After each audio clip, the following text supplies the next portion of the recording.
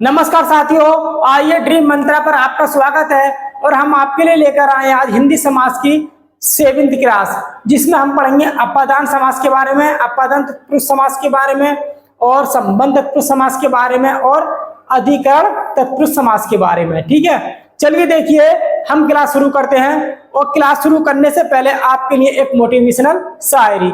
रख हौसला वो मंदिर भी आएगा, प्यासे के पास चलकर समुद्र भी आएगा, थक कर न बैठे ए मंजिल के मुसाफिर, मंजिल भी मिलेगी और मिलने का मजा भी आएगा।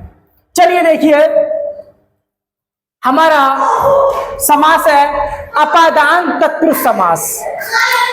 जो अपादान तत्पुरुष समास है, इसकी जो पहचान करेंगे हम, इसको कैसे पहचानेंगे? इस समास को पंचम तत्पुरुष समास के नाम से भी जाना जाता है। आपसे पूछेगा पंचम तत्पुरुष समास के नाम से किस समास को जाना जाता है, तो आप लिखोगे पंचम तत्पुरुष समास के नाम से अपादान तत्पुरुष समास को जाना जाता है।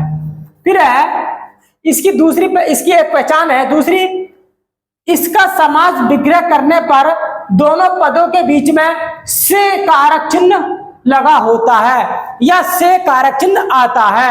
हमने कारक पढ़े थे, वही बिल्कुल सेम कारक चिन्ह इसमें लगता है। ठीक है, और इसमें क्या होगा देखो जरा, इसका एग्जांपल लेते हैं। हमने कोई भी एग्जांपल मान लो, मैंने नंबर 1 ले लिया ऋण मुक्त। मैंने लिखा ऋण मुक्त। इसको हम ऐसे तो बता नहीं सकते कैसा इसमें कौन सा समास होगा, जब तक आप समास विग्रह नहीं कर लोगे। ठीक है, अगर मैं किसी से बोलूं इसमें क्या समास होगा, तो अगर वो कोई ऐसी बता देता है कि ऋण मुक्त में, ऐसे तो बता ही नहीं पाएगा, क्योंकि जब तक आप समास विग्रह नहीं करोगे नहीं बता पाओगे। तो समास विग्रह ऋण मुक्त का समास विग्रह होता है ऋण से मुक्त, ऋण से मुक्त। अब मैं आपसे बता रहा था, इसका समास विग्रह करने पर दोनों पदों के बीच में से कारक चिन्ह लगा होता है। इस से का मतलब होता है अलगाव, मतलब अलग होने की स्थिति। ठीक है, अब मुझे आप ये बताइए, इसका जो फर्स्ट शब्द ये है और सेकंड शब्द इसका ये है। ठीक है, मैंने इसका समास विग्रह करा तो दोनों पदों के बीच में से कारक चिन्ह आया है। ठीक, जो से कारक चिन्ह आया है वो फर्स्ट पद और सेकंड पद के बीच में अलग होने का भाव प्रकट कर रहा है, मतलब अलग होने की स्थिति को दर्शा रहा है। मतलब एक शब्द दूसरे शब्द से अलग हो रहा है। ठीक, ये समझ में आ गया होगा, इसमें एक शब्द दूसरे शब्द से अलग हो रहा है। ठीक है, आपकी समझ में आ गया होगा। ठीक है, मतलब फर्स्ट शब्द सेकंड शब्द से अलग हो रहा है, नहीं हो रहा है। ऋण मुक्त मतलब ऋण से मुक्त हो गया, मतलब अलग हो गया, तो यही होता अपादान तत्पुरुष समास। सेकंड शब्द देखो जरा, मैंने लिखा देश निर्वासित। देश निर्वासित, इसका समास विग्रह करोगे आप, तो समास विग्रह करने के बाद में आएगा, करो क्या आएगा इसका, कमेंट बॉक्स में जरा इसका समास विग्रह करके बताओ। इसका समास विग्रह आएगा देश से निकाला।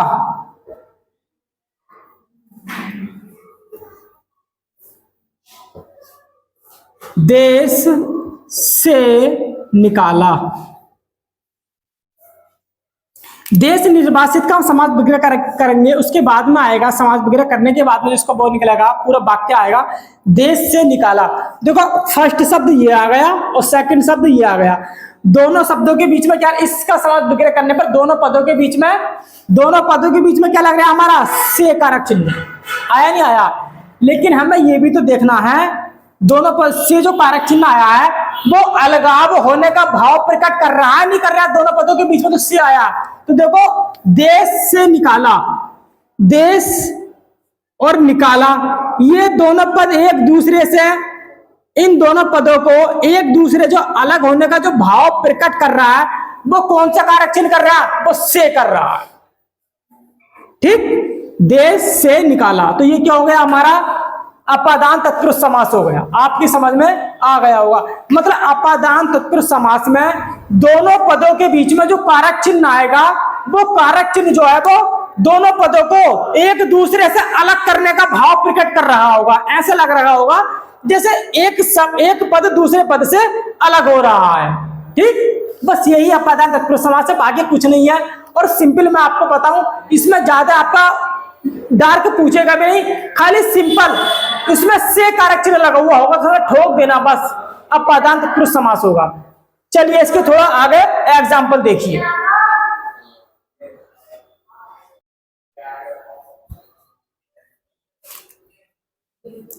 आइए देखिए मेरे प्यारे साथियों, इसके कुछ एग्जाम्पल है, उदाहरण है, देखते हैं। ठीक है, कौन कौन से, देखिए जरा।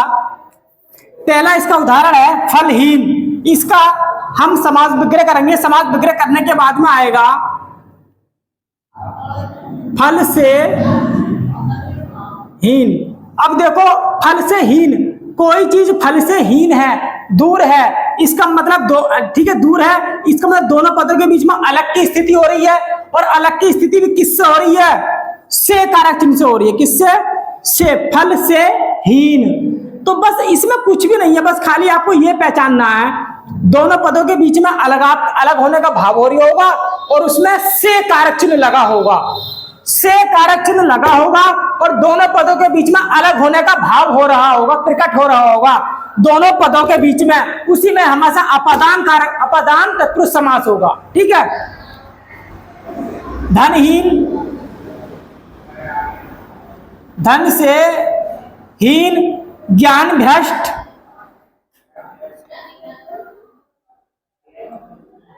ज्ञान से भ्रष्ट, त्रुटिहीन, त्रुटि से हीन, रोग मुक्त, रोग से मुक्त, गुणहीन, गुण से हीन, दृष्टिहीन, दृष्टि से हीन, ज्ञान मुक्त, ज्ञान से मुक्त, रंगहीन, रंग से हीन, गंधहीन, गंध से हीन। स्वादहीन का क्या होगा? स्वाद से हीन। ठीक है,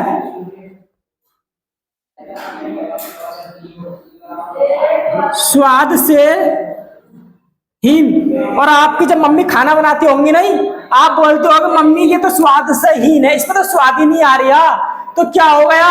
अरे भाई आपका जो जायका है, हंसी आ रही होगी कुछ बच्चे बैठे मेरे सामने, उनको भी हंसी आ रही है। स्वाद से हीन, भाई स्वाद से हीन है, स्वाद नहीं आ रहा है, इसका मतलब क्या हो गया?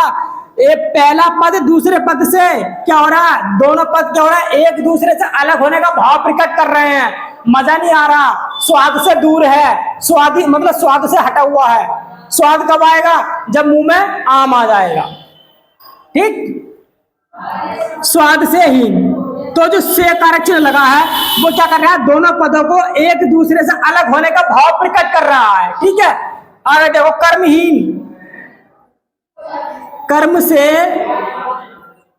हीन, नेत्रहीन, नेत्र से हीन, मतलब वो नेत्रों से दूर है, उसके पास नेत्र नहीं है, नेत्रों से वो हीन है। इसका मतलब दोनों पद एक दूसरे से क्या कर रहे हैं? अलगाव होने का भाव प्रकट कर रहे हैं। किसके माध्यम से कारक चिन्ह के माध्यम से। फिर है ऋण मुक्त, इसका हो जाएगा ऋण से मुक्त।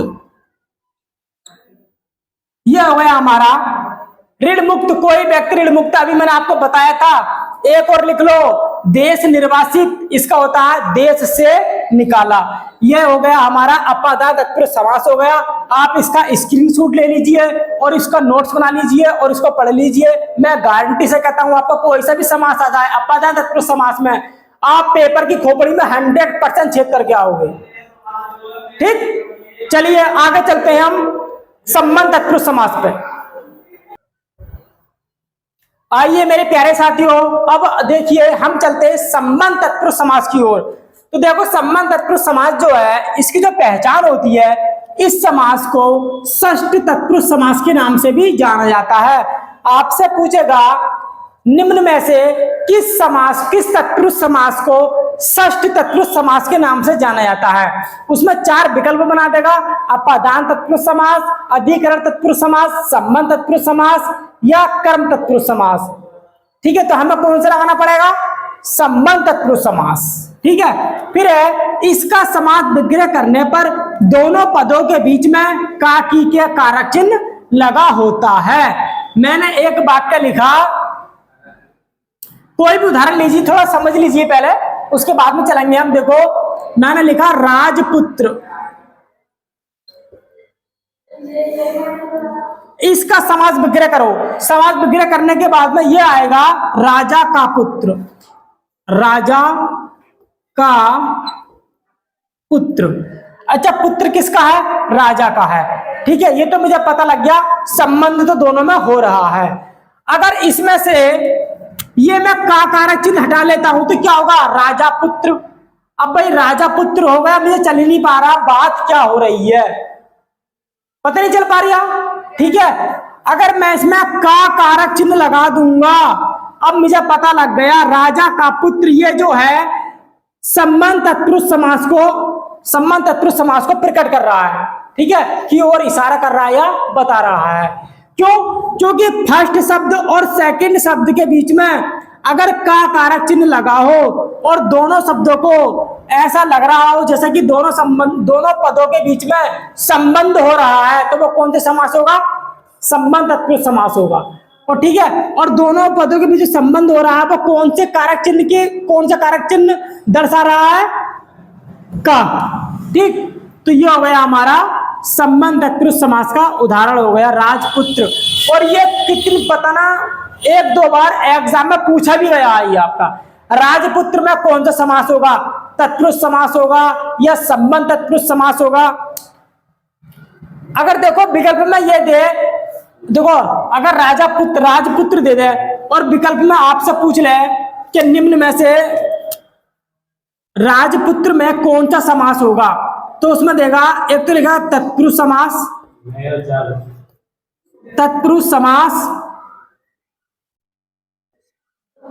नंबर 2 लिखेगा वो संबंध तत्पुरुष समास, संबंध तत्पुरुष समास। अगर वो विकल्प में संबंध तत्पुरुष समास नहीं देगा तो फिर तत्पुरुष समास लिखेगा। अगर तत्पुरुष समास नहीं लिखेगा तो संबंध तत्पुरुष समास लिखेगा, और लिखेगा दोनों में से एक ही विकल्प में। दोनों नहीं दे सकता क्योंकि दोनों का मतलब एक ही होता है। क्यों? क्योंकि तत्पुरुष समास के भाग कितने होते हैं? 6 भाग होते हैं। कौन कौन से? संबंध तत्पुरुष समास, अधिकरण और संबंध, ठीक है, अपादान, ये सब इसी के होते हैं। तो ये भी तो हमारे तत्पुरुष समास के भाग है, 6 के 6। ठीक, आगे देखिए, आगे लिखा मैंने एक शब्द है सेनापति, इसका समास विग्रह करो। समास विग्रह आएगा सेना का पति।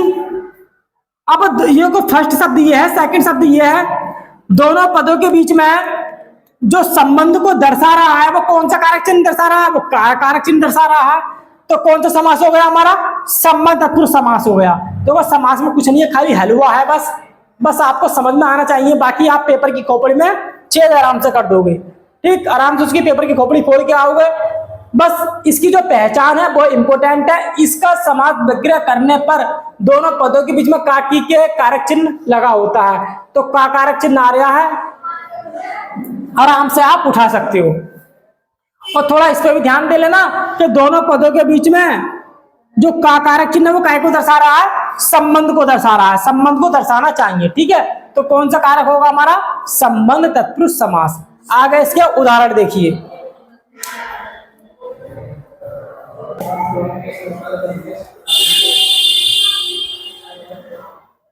आइए मेरे प्यारे साथियों, देखिए अब चलते हैं हम इसके थोड़े उदाहरण देख लेते हैं। संबंध तत्पुरुष समास के क्या क्या उदाहरण हैं, ठीक है, और उनका हम कैसे समास विग्रह करेंगे। देखो, अगर आपको समास बढ़िया करने तो आपको समास विग्रह आनी चाहिए। किस शब्द का या किस पद का कैसे समास विग्रह होगा, ठीक है। देखो जरा, पहला है भूपति, इसका आता है भू का पति। भू का पति, भूमि नहीं बोलते धरती को, ठीक है, मतलब भूमि धरती या भूमि का पति या भूमि का मालिक, इसका मतलब होता है, ठीक है, भूमि का पति या भूमि का मालिक। अब ये बताइए, इन दोनों पदों के बीच में जो दोनों पद आए हैं, ये फर्स्ट पद ये सेकंड पद, दोनों पदों के बीच में किस कारक चिन्ह से हमें यह पता लग रहा है कि यह संबंध तत्पुरुष समास का ही उदाहरण होगा। किससे लग रहा है? वो का जो लग रहा है कारक चिन्ह, ये हमें बता रहा है दोनों पदों के बीच में संबंध बता रहा है। तो ये किसका उदाहरण हो गया? संबंध तत्पुरुष समास का उदाहरण हो गया। आपकी समझ में आ गया होगा, ठीक है। आगे चलिए, नेक्स्ट है पशु बलि। तो ये इसका पशुओं की बलि, राजभाषा, राज्य की भाषा कहाँ की है? राज्य की भाषा है, तो राज्य में और भाषा में क्या हो गया? संबंध हो गया। क्यों हो गया? क्योंकि भाषा राज्य की है, ठीक है, ना कि देश की। सेनापति, सेना का पति, पति किसका है? सेना का है। पति बोले अध्यक्ष, ठीक है, सेना का है, किसी और का नहीं है। इसका मतलब सेना में और पति में संबंध है, ठीक है। और वो किसके माध्यम से पता लग रहा है? का कारक चिन्ह के माध्यम से, ठीक है। राजपुत्र, राजा का पुत्र। ग्राम स्वामी, ग्राम या गांव का स्वामी, ठीक। फिर है राजभाषा, ये राजसभा, राजा की सभा। सभा किसकी है? राजा की सभा है। तो सभा में और राजा में क्या हो गया? संबंध हो गया। तो किस कारक चिन्ह के माध्यम से हो रहा है? की कारक चिन्ह के माध्यम से हो रहा है। और जिसमें दोनों पदों के बीच में की कारक चिन्ह लगा हो और हमें यह पता लगा दोनों में संबंध हो रहा है, तो कौन सा समास होगा?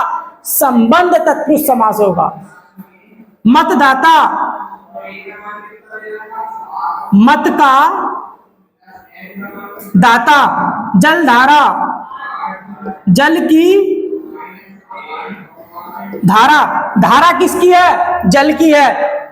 धारा किसकी है? जल की है। जल में और धारा में क्या संबंध है? भाई जल की धारा है, यही संबंध है। और किसके माध्यम से पता लग रहा है? की कारक चिन्ह के माध्यम से यह पता लग रहा है कि धारा जल की है। प्राणदान, प्राण का दान। जीवन दान, जीवन का दान। राजसेवक, राजा का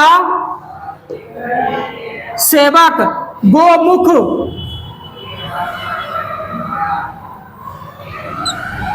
गाय के समान। गोमुख बोलते गाय के समान आकृति है, गाय के समान मुख, गाय के समान, गाय के समान मुख, ठीक। मुख कह दो, यहां पर यहां लिख सकते हो आप, आकृति भी लिख सकते हो। जगत गुरु, जगत का गुरु। देखो भाई, कति कुछ नहीं है, हलवा है, बस खाना बाकी है आपको। हलवे को सबसे आसान होता है हलवा खाना, इसी प्रकार से इसको खा सकते हो। बस आपको पता होना चाहिए, मैंने बता दिया कि पेपर की खोपड़ी में कैसे छेद करना है आपको। देखो ये दे रखा है पशु बलि, पशुओं की बलि। दोनों पदों के बीच में कौन सा कारक चिन्ह आ रहा है? की।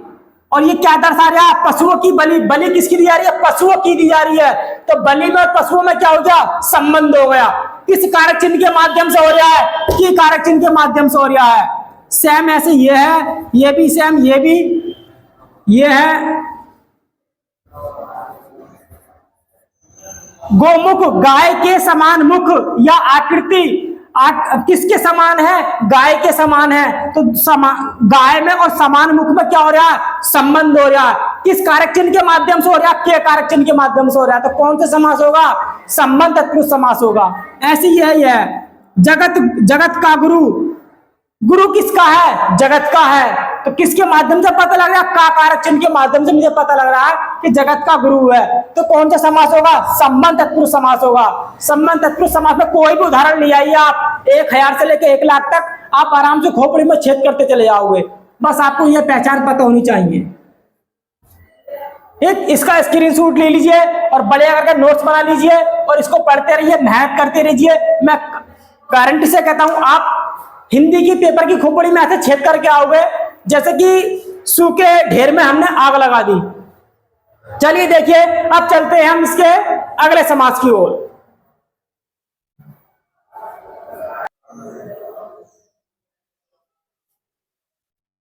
आइए मेरे प्यारे साथियों, अब हम चलते हैं अधिकरण तत्पुरुष समास की ओर। अधिकरण तत्पुरुष समास के बारे में जानते हैं, इसकी क्या पहचान है और इसमें कौन कौन से उदाहरण आते हैं। देखिए जरा, सबसे पहले समझते हैं अधिकरण तत्पुरुष समास की पहचान। क्या पहचान है?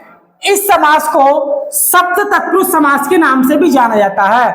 आपसे पूछेगा सप्त तत्पुरुष समास के नाम से किस समास को जाना जाता है, तो आप बताओगे अधिकरण तत्पुरुष समास को सप्त तत्पुरुष समास के नाम से भी जाना जाता है। और इसका समास विग्रह करने पर दोनों पदों के बीच में में या पर कारक चिन्ह लगा होता है। मतलब यह है, अगर हम इसका समास विग्रह करेंगे, किसका? अधिकरण तत्पुरुष समास में जो भी हमारे पद या शब्द दे रखा होगा उसका जब हम समास विग्रह करेंगे तो दोनों पदों के बीच में या पर कारक चिन्ह लगा होगा।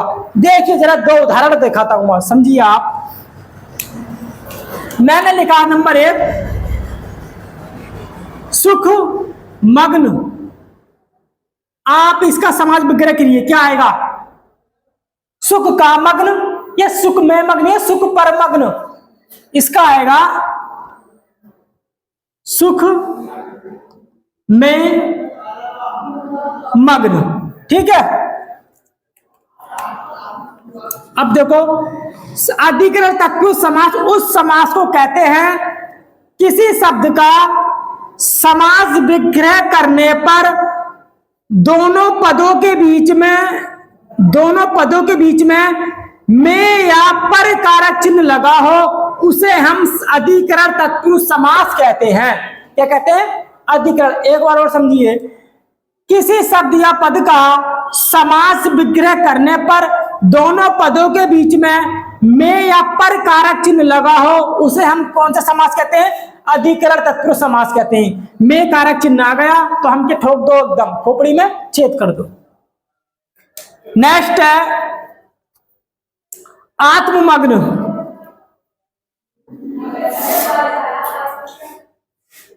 आत्ममग्न भी हो जाएगा, आत्मा में मग्न हो जाएगा। ठीक है,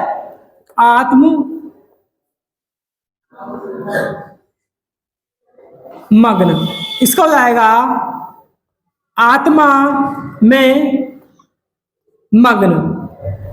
ठीक है, दोनों पदों के बीच में कौन सा कारक चिन्ह आ रहा? में आ रहा है। तो किस समास का उदाहरण होगा हमारा? अधिकरण तत्पुरुष समास का होगा। आंखें बीच का ठोक दो, में और पर अगर कारक चिन्ह लगा है दोनों पदों के बीच में, तो आपको कौन सा लगाना होगा? अधिकरण तत्पुरुष समास ही लगाना होगा।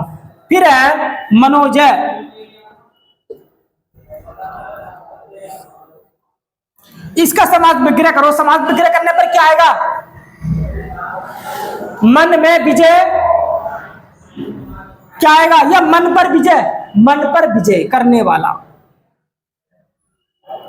मन पर विजय। अब देखो, इसका समास विग्रह करने के बाद में क्या बना? मन पर विजय।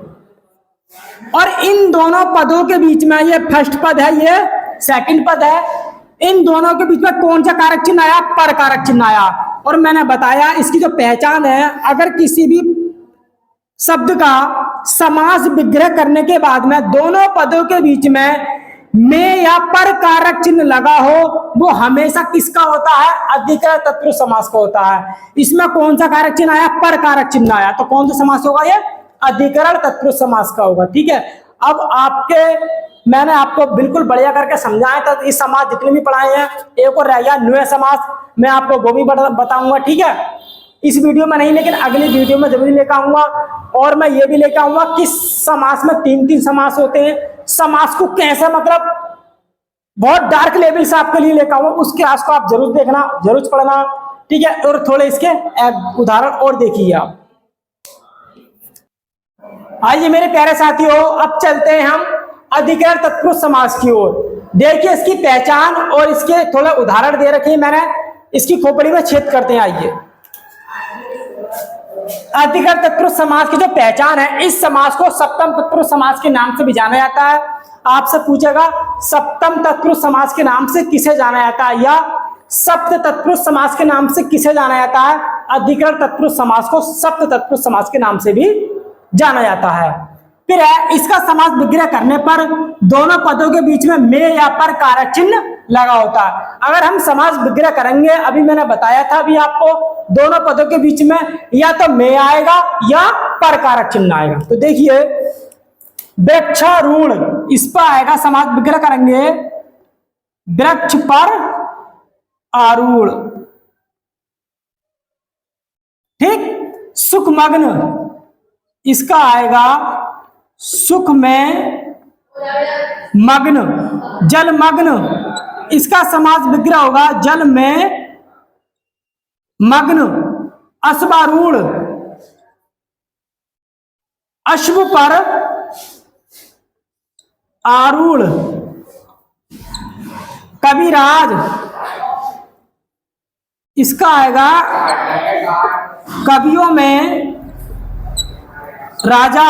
मुनिवर, मुनियों में बर। बर बोलते हैं किसको? श्रेष्ठ को। ठीक, बर में नहीं होता श्रेष्ठ या महान। पर्वतारोहण, पर्वत पर आरोहण।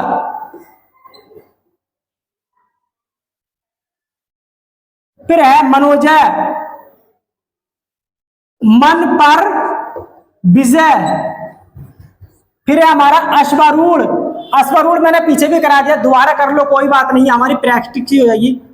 अश्व पर आरूढ़।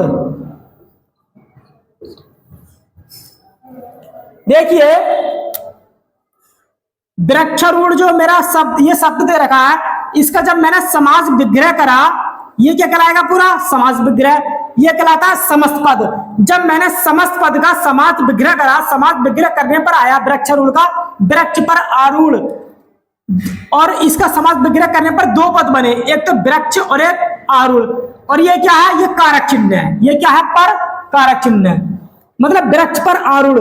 जब दो किसी भी समस्त पद का समास विग्रह करने पर दोनों पदों के बीच में या पर कारक चिन्ह लगा हो, वो कौन सा समास होता है? अधिकरण तत्पुरुष समास होता है।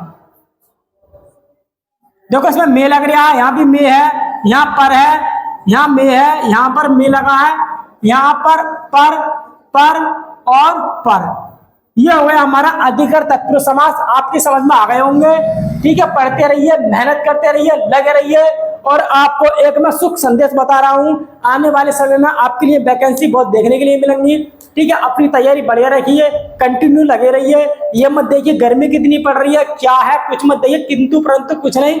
बस अपने माइंड, अपना फोकस अपने मंजिल पर रखिए। आपको कहाँ पहुंचना, आप अपनी मंजिल तक 100% पहुंच जाओगे, आपको कोई रोकने वाला नहीं है। बस मेहनत करते रहिए, जैसी भी स्थिति में हो उसी स्थिति के अनुसार आप पढ़ते रहिए, मेहनत करते रहिए कुल मिलाकर।